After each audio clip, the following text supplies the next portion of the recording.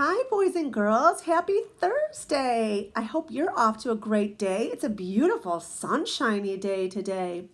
Did you know that yesterday was Nurses Appreciation Day? And did you know that this whole week is Teacher Appreciation Week? It is. But not only do I love nurses and teachers, but I also think doctors are really special. Doctors and nurses work really hard together to keep us all safe and well and healthy. They help us feel better when we're sick. If we get a broken bone, they fix that for us. So they're really special. So I was thinking about those doctors, and I was thinking it'd be fun to read a doctor story. And one of my all-time favorites is Dr. Ted.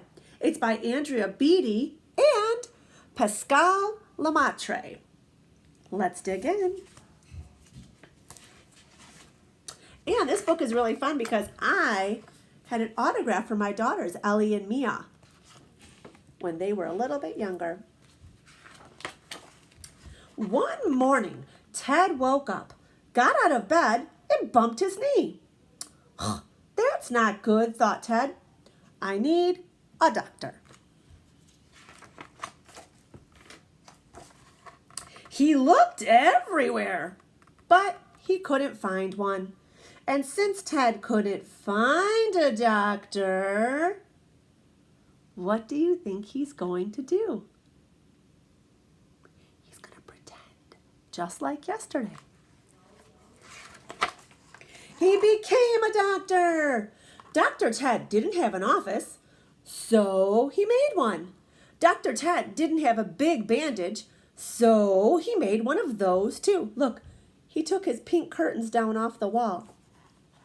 Now, all I need is a patient, he thought. He sat and waited for one to arrive. Is that how it works? I'm not sure. I don't think so. He waited, and he waited, and he waited. Nice waiting room, thought Dr. Ted. Then he waited some more. Now, is that really a doctor waiting room? No, it's his room. He's pretending, using his what? Yes, he's using his imagination. He's playing pretend. I think it's time for a house call, he thought. Now, a house call is, believe it or not, when a doctor comes to your house. Instead of you going to the doctor office, the doctor comes to you. Isn't that kind of cool? Hello, he called throughout the house. His mother was in the kitchen. You have the measles, said Dr. Ted. We should operate. Those are my freckles, said his mother. Eat your breakfast. Now, do you have an operation if you have measles? Measles are a rash. No, of course not, silly Dr. Ted. I think his mom knows. At school, Dr. Ted sat in the third row of Mrs. Johnson's class. Around him, students coughed and sniffed and sneezed. Dr. Ted smiled. Patients, he thought.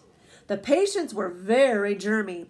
At lunch, Dr. Ted took their temperatures and measured their blood pressure. Look at him pretending, isn't he cute? He gave them fine medical advice, and they were very thankful. Are we allowed to do that at school? Take temperatures? No. That's why we go see, if you're at my school, we go see Nurse Jackie. Dr. Ted was such a good doctor, even Mrs. Johnson came to see him. You can't practice medicine in the lunchroom, she said. You have mumps, said Dr. Ted. Crutches could help. Those are my cheeks, said Mrs. Johnson. Eat your lunch. Mumps are, I don't know if it's an infection or a virus. I don't know what it is, but it's one of those things where you get like really, really swollen. She's not swollen. She's just got chubby cheeks. And crutches certainly aren't going to help that. Principal Bingham walked in. Ted could tell he was very sick. He needed a doctor. We already have a school doctor who visits on Fridays, Principal Bingham said with a smile. You have gingivitis, said Dr. Ted. You need a full body cast. Principal Bingham frowned. He's not happy about this.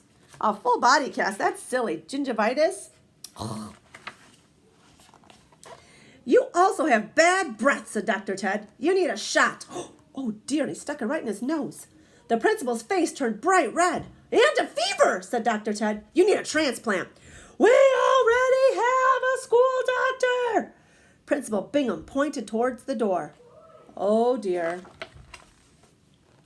We could do something about that foot odor, said Dr. Ted. Go home, said Principal Bingham. Dr. Ted was very sad. He packed up his big bandage and went home. That night, he took 2 cookies and went straight to bed. Cookies? If we don't feel good, do we take cookies? No. But this is a silly, fun pretend book. The next day, during recess, Ted sat on a bench and sighed. He watched Frances Sylvester do gymnastics on the monkey bars. She was very talented. Everyone thought so, especially Mrs. Johnson and Principal Bingham. Frances finished her routine with a triple twisting somersault. She landed on Mrs. Johnson. Uh-oh.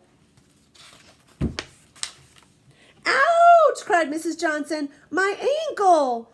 Principal Bingham ran this way and that. Help, he yelled. Call an ambulance. Call the fire department. Call the library. The library? Just call somebody. But Dr. Ted, da-da-da-da-da, was already there. Oh, look at him. He wrapped Mrs. Johnson's ankle with his big bandage. He checked her vision and her tonsils. Her tonsils? Take 2 cookies, he said. You'll feel better in the morning. Well, that might be true.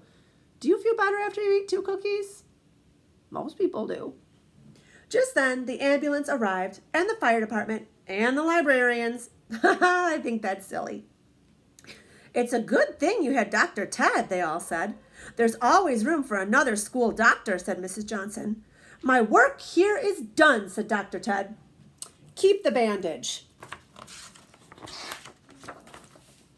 Principal Bingham's face turned bright red. You really should do something about that fever, said Dr. Ted. That night, Dr. Ted closed his office, packed away his stethoscope, and went to sleep, knowing he had done a good job. Look, there's his doctor supplies over here. He's a happy little bear. The next morning, Ted woke up, got out of bed, and sniffed the air. It smelled like burned toast. That's not good, thought Ted. I need a fire truck. What's he going to do now? He's going to turn into a firefighter. Oh my goodness, can you believe that, friends? Isn't Dr. Ted a cute little story? I hope you enjoyed it. Do you know, it's really special to honor those people that do so many great things for us. I hope today that you can find a way to say thank you, maybe to a doctor or a nurse or a teacher or a firefighter. Maybe you could, if there's somebody in your neighborhood, maybe you could draw them a picture and put it in their mailbox. Maybe you could send someone a little video message and tell them thank you for all the hard work that they've been doing.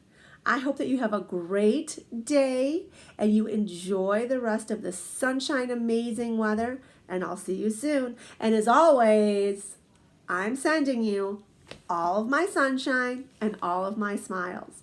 Bye, friends.